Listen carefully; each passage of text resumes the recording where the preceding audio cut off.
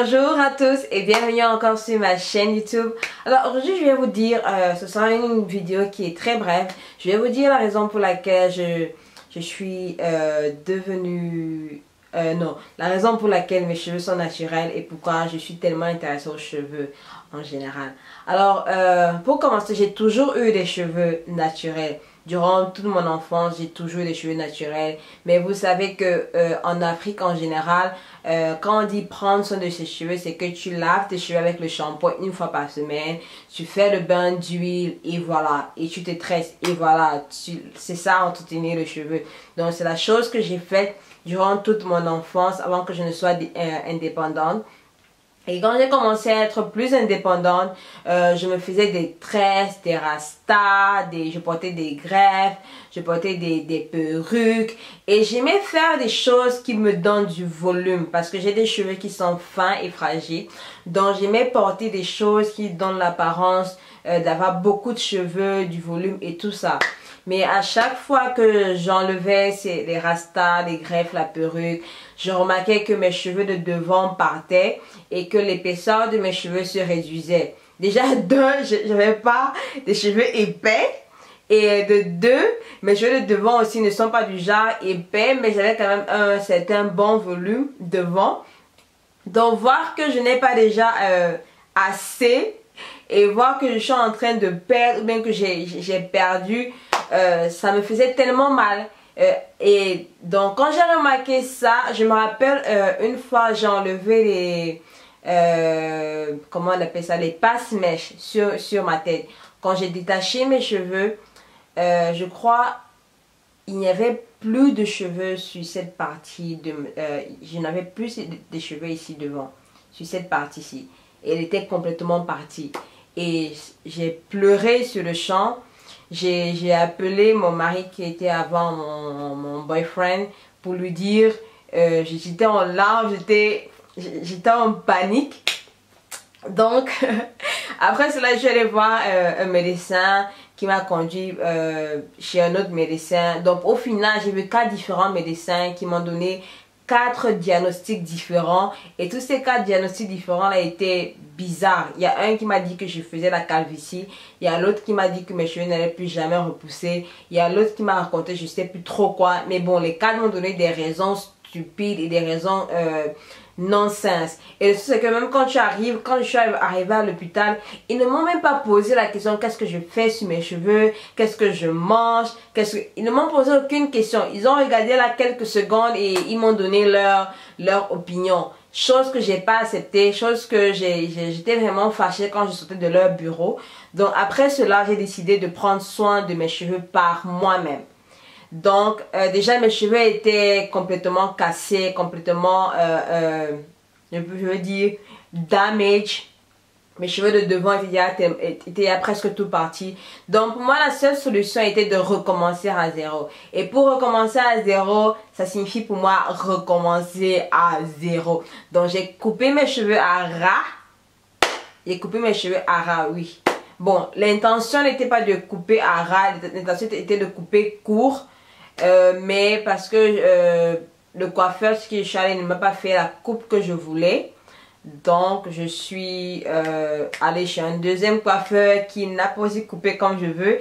Qui m'a conduit un troisième coiffeur qui a enlevé mes cheveux à ras. Donc voilà.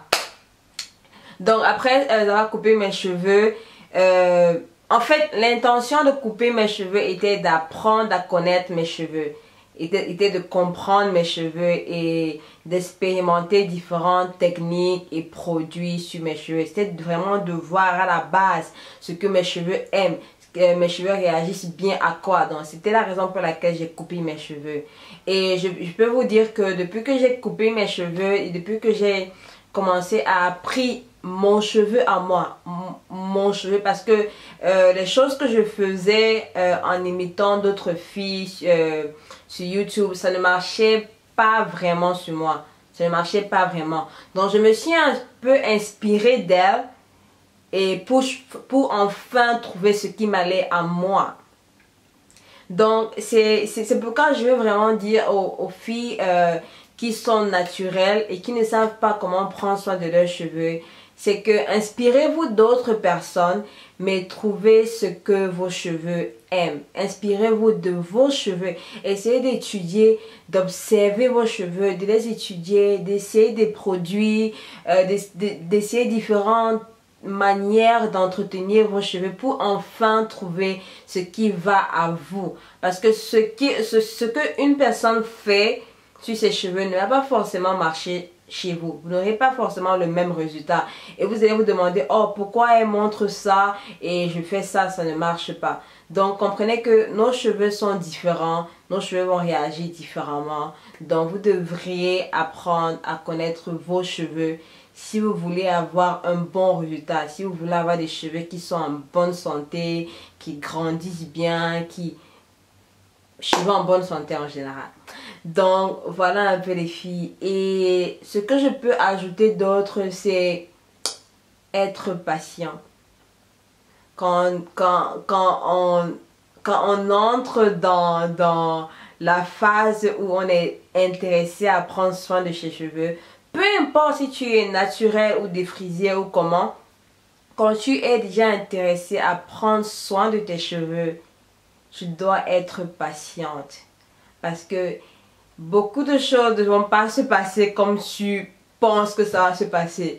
Beaucoup de choses ne vont pas donner comme tu penses que ça va donner. Donc il faut être patiente et observatrice et voilà. Et laisse tes cheveux te parler. Laisse tes cheveux te montrer. Quand tu fais quelque chose, ça ne marche pas. Peut-être ça ne marche pas à cause de la technique que tu as utilisée. Peut-être c'est le produit qui n'est pas bien. Peut-être c'est le climat qui a fait à ce que ça ne marche pas. Donc il y a différentes raisons pour lesquelles souvent certaines choses ne marchent pas. C'est pourquoi je dis encore, soyons observateurs et patients. Ça, c'est les deux conseils que je peux donner à toute personne qui est intéressée à prendre soin de ses cheveux. Sois observateur et patient. Donc voilà les filles. Si vous avez des questions me concernant mes cheveux, n'hésitez pas à me contacter ou bien à me les poser dans la boîte des commentaires en bas là.